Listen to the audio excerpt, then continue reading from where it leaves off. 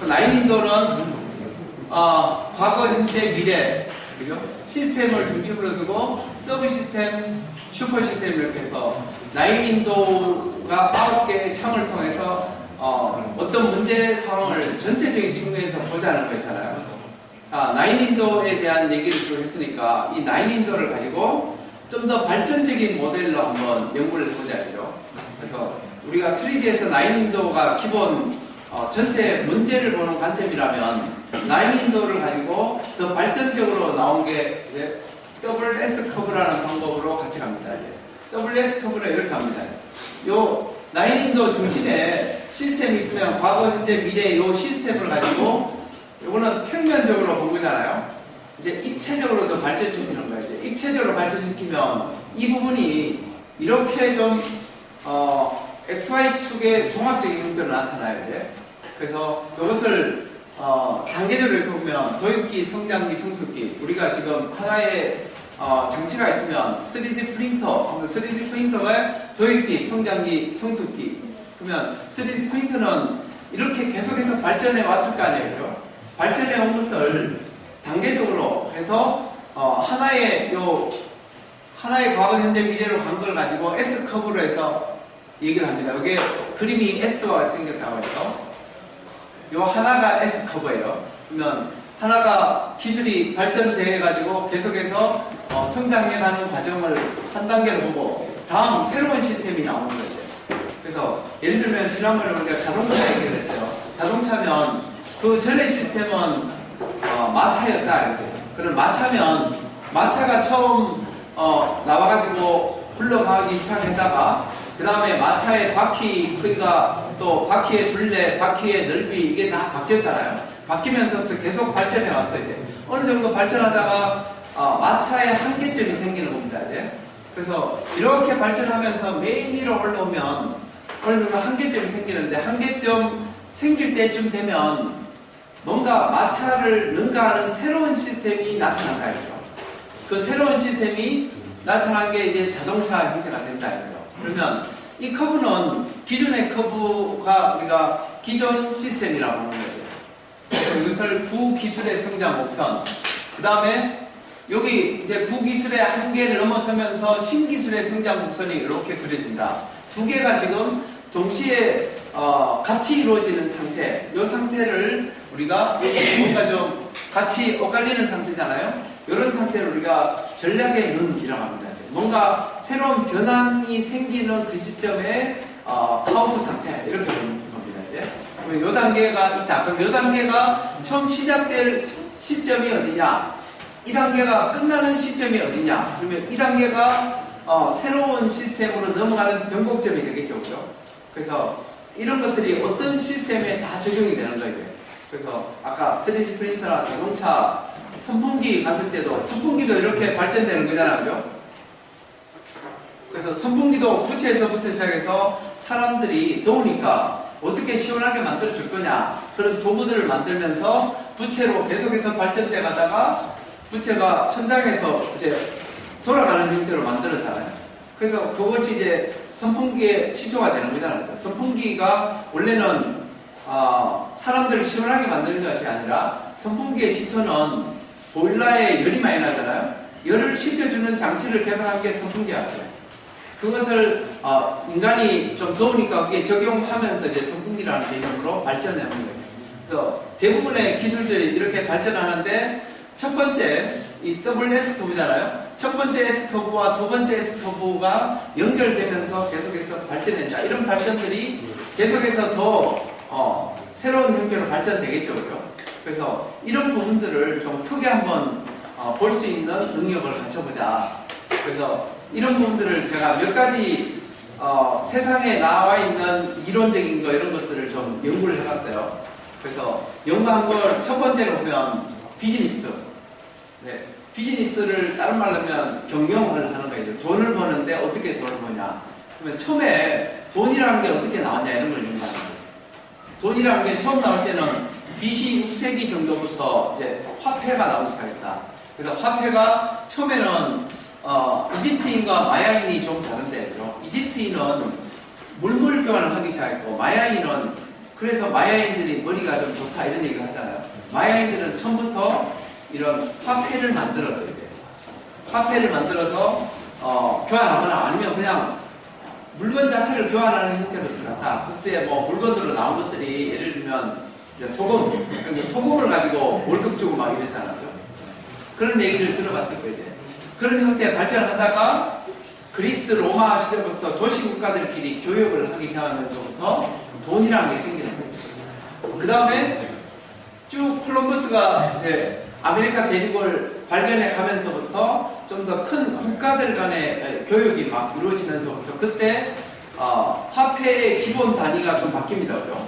화폐를 각각의 물건들이 다 가치가 다르기 때문에 표준적인 가치 뭘로 할 거냐 그러면서 나온 것이 금이잖아요. 그죠? 금본위 제도 이런 걸 들어봤잖아요.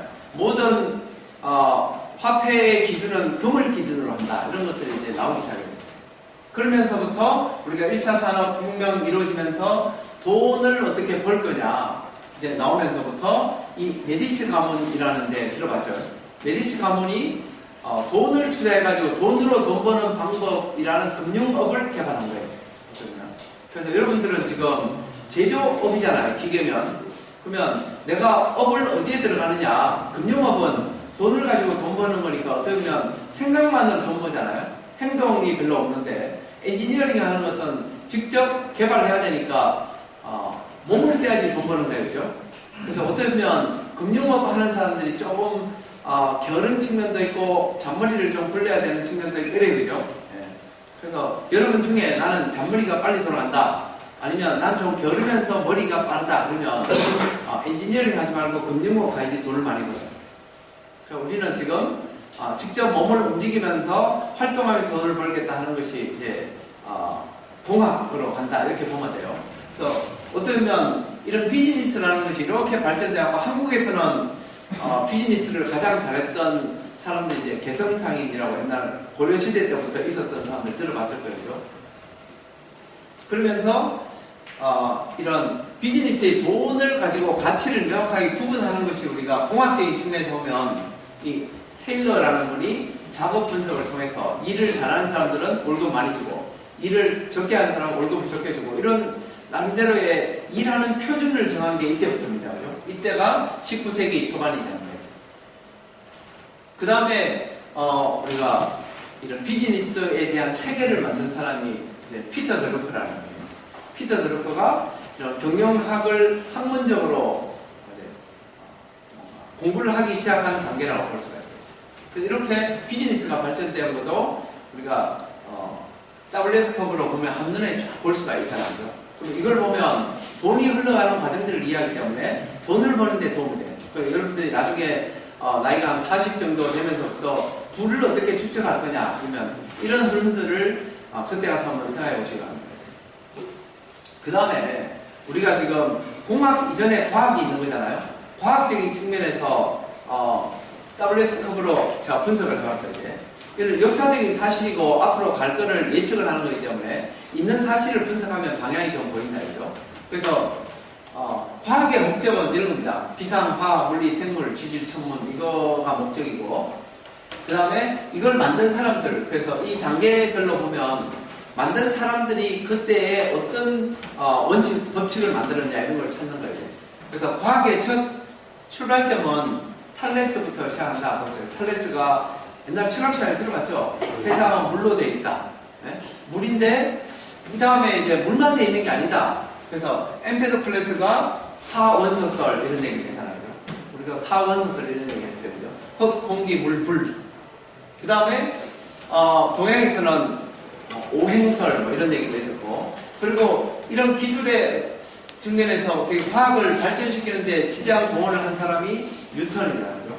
뉴턴이 이 분야에 발전시키는데 중요한 역할을 했고 이 단계로 쭉 보이는 세계의 과학을 연구한 거와 새로운 측면이 보이지 않는 세계의 과학을 연구하는 것이 한 축이 또 생기는 거죠. 그래서 올드 S커브와 뉴 S커브가 동시에 생기는 이 시점에 나온 것들이 이런 겁니다. 그죠? 그래서 보이지 않는 거 옛날에는 전기장, 자기장 이게 다른데 이때 가면서부터 전자기장 이게 합쳐져 있다 이런 얘기를 하면서부터 연구가 되기 시작해서 아인슈타인이 여기서부터 시간과 공간도 떨어져 있는 게 아니라 합쳐져 있다. 그래서 이런 부분들을 가지고 상대성 이론을 통해 가지고 과학의 한 축을 딱 세팅을 정리를 해버린 거죠. 이제. 정리하면서부터 새로운 이론이 나오기 시작하는 거죠. 그래서 한 이론이 시작돼서 정리되는 거에서 새로운 이론이 시작되는 형태의 커브가 변곡점이 어디냐 이것을 찾아가면 이제 공부하는 데 도움이 돼요. 그래서 과학 공부하는데 이렇게 보면 도움이 많이 되겠죠.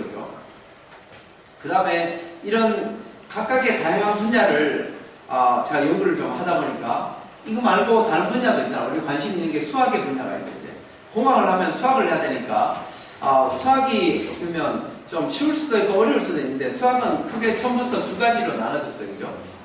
기하학이냐 대수학이냐. 여러분들은 대수학이 편한 사람 손 들어올래요? 나는 대수학이 좋다. 아무도 없어요? 나는 기하학이 좋다. 손 들어. 기하학. 아무도 없어요? 그러니까 기본적인 엔지니어링은 기하학이잖아요. 네, 통계학으로 들어가면 대수학적으로 가는 거고 여러분들은 기하학을 좀 알아야 되고요. 그래서 기본 형태 기하학과 대수학이 분리돼서 출발을 했어요. 이제 하다가 이제 합쳐지는 거죠. 그래서 이때 나온 게 피타고라스의 논리수학, 네?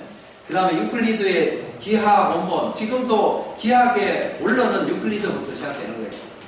그래서 이것을 가지고 종합적으로 딱 정리를 해놓은 사람이 데카르트부터 시작해요. 데카르트 때 나온 게 이제 해석기하학인데 원래 데카르트하고 페르마가 해석기하학을 같이 연구했다고 하잖아요. 이거 가지고 누가 오리지널이냐, 누가 정말로 원조냐 이런 얘기를 쭉 했는데 나중에 누가 알겠죠? 데카르트의 페르마예요. 이런 것을 생각하면 수학이 좀 재미가 있어요. 네. 그래서 우리는 데카르트가 다양한 측면에서 이 발전을 시켰는데 실제로 보면 페르마가 이제 원조다 이렇게 해서 승리를 했어요. 그렇죠? 여기서부터 수학이 딱 정리가 되기 시작해서 미적분으로 발달을 하잖아요. 그렇죠? 미분적분은 여러분들이 다 들었을 테니까 미분적분이 보이는 형태의 뭔가 구조를 찾아간다면 그 구조를 찾아가는 수학이라면 공업수학도 이제 미적분을 기반으로 합니다. 그죠? 그 다음에 이 보이지 않는 측면에서 위상기하학을 연구를 한 사람의 대표적인 사람이 오일러죠. 그죠? 오일러와 라그랑주의 차이는 뭔지 알아요? 수학적인 측면에서 들어가는데 이것을 우리가 개척하는 측면으로 발전하잖아요. 발전하는데 오일러가 아주 대표적인 형태로 오일러가 먼저 교수님일 때 라그랑주가 제자였기 때문에 오일러가 먼저 연구를 한 것이 이게 관이 있어요. 관이 있어요. 유량이 흘러가는 과정을 우리는 Q = AV로 이제 분석을 해요. 그죠? 유량이 얼마나 흘러가냐 이것을 오일러가 그 시점에서 딱 유량의 단면들을 잘라서 거기에다 측정기를 놓고 얼마나 흘러가는지 유속은 얼마 되는지 이것을 측정하는 방식을 수학적으로 검증한 것이 오일러 법칙이잖아요. 근데 그 제자가 라그랑주가 딱 보니까 우리 교수님이 먼저 한 거를 그대로 따라서 연구할 수가 없잖아요. 그래서 새로운 이론을 찾아낸 것이 뭔가 다른 관점이 뭔가 없겠냐. 그래서 이것은 오일러는 결과 시점에 아웃풋 중심으로 갔다면 라그랑주는 프로세스 중심으로 본 거죠. 그게 어떤 시점에서 출발점이 있고 끝나는 점이 있다. 오일러는 출발점이든지 끝나는 점이 끝단에서 분석을 했다 그러면 라그랑주는 얘가 출발해서 끝날 때까지 어떤 경로를 거쳐야 되느냐 경로에 대한 분석을 한 것이 라그랑주의 법칙이에요. 그래서 어떻게 보면 우리가 유량을 분석한다 그러면 끝단에서 들어가는 거와 경로와 이것이 두 가지 다 봐야 되는 거잖아요. 두 가지 측면에서 지금 발전돼서 이것을 수학적인 측면으로 딱 정리한 사람이 가우스였죠. 가우스 때부터 수학이 딱 한 단계로 정리가 됐어요. 그 다음부터 피어슨 통계학으로 발전하는 거예요. 계속 이렇게 발전해가지고 지금은 빅데이터 형태로 가는 거예요. 그래서 수학적인 것도 이렇게 한눈에 다 보면 공부하는 것이 좀 더 즐거울 수가 있어요. 그래서 한 학문을 공부하는데 법칙과 그걸 만든 사람을 같이 공부하면 효과가 있다. 그래서 내가 지금 공학적인 측면에서도 그 분야에 어떤 기술을 개발한 분이 있는데 그분이 누구냐? 그러면 그분을 연구하는 거, 그래서 피플을 연구하는 것은 굉장히 중요한 형태가 된다라는 걸 볼 수가 있습니다. 그 다음에 또 관심이 있어가지고 연구를 한 것이 의학이었죠. 건강에 대한 관심이 많잖아요. 의학적인 측면에서도 옛날에 다 제가 이렇게 패턴을 찾아보니까 대부분 모든 이론이 생긴 거는 BC 6세기 정도 됩니다. BC 6세기의 공자부터 시작해서 석가 대부분 철학자들이 나오기 시작한 것이 이때예요. 왜 이때냐? 이거 또 연구를 해봐야 될 주제가 되는데, 그러니까 대부분 이론이 시작된 것은 이때다. 그래서 의학적으로 이때는 경험적인 의료입니다. 내가 이 풀을 먹어보고 나면은 그 풀을 약으로 쓰는 거고, 안 나면은 버리는 거고. 근데 그게 독초면은 그냥 병이 나서 죽는 거고 이런 거예요. 옛날에 알 수가 없었기 때문에, 지식이 없어서. 그죠? 그래서 이런 것을 연결해가지고 가다가 잘 안 되니까 발전된 것이 이제 주술적인 의료 이런 걸 합니다. 네, 주술을 해서 뭐 무당도 생기고 이런 겁니다. 그러다가 여기서부터 과학적 의료가 생기는 것이 이제 히포크라테스가 나오면서부터 과학적인 의료를 만들기 시작했다. 그래서 이분이 또 핵심적인 역할을 한 거죠. 그래서 과학적 의료가 생길 때 여러 사람들이 나옵니다. 이제 그래서 우리가 어떤 병이 생긴다 그러면 겉으로 드러난 병증이 있고, 그 다음에 속에 있는 병이 있잖아요. 그래서 이쪽으로 위로 올라가는 것이 겉으로 드러난 병리학 쪽으로 가는 거고, 이 속으로 드러나는 것이 보이지 않는 병을 찾아가는 방법을 우리가 생각합니다. 그러면 진단하거나 이런 것들이 이럴 때 많이 생긴 거죠. 그래서 동양에서도 보면 옛날에 우리 한국에 허준이 쓴 동의보감, 이걸 생각해 보시면 하는데, 지난번에 우리가 앞으로 이제 미래의 먹거리를 하면 먹거리를 찾아가는데 인구가 계속 늘어나니까 식량이 부족하잖아요. 그래서 앞으로 식량을 대체할 수 있는 부분이 뭐냐 해서 좀 곤충에 대한 연구가 많이 생겨요. 식용곤충. 그래서 식용곤충을 제가 프로젝트를 연구를 해보니까 곤충 연구를 많이 하잖아요. 곤충 중에 식용곤충이 있어요. 그 식용곤충을 찾아가서 이제 곤충을 연구하다 보니까 지금은 그런데 곤충의 분류 체계가 허준의 동의보감을 기본으로 만들었어요. 이제 허준의 동의보감의 곤충 분류 체계가 지금도 대한민국의 곤충 분류 체계로 그대로 써요. 그래서 이런 과거의 이론들이 쓸모없는 게 아니라 계속 발전돼 왔고 그 이론을 그대로 아직까지 쓰는 경우가 많다. 그래서 여기서부터 근대 병리학이 나오면서부터 근대 의과학이 통합되는 시점에서 핵심적인 개념이 X선이 나온 거죠. 렌트겐이 X선을 발견하면서부터 우리 몸속에 보이지 않는 걸 찾았고, X선에서 이제 CT, MRI 들어가면서 머릿속에 저 사람이 지금 행동이 이상하다.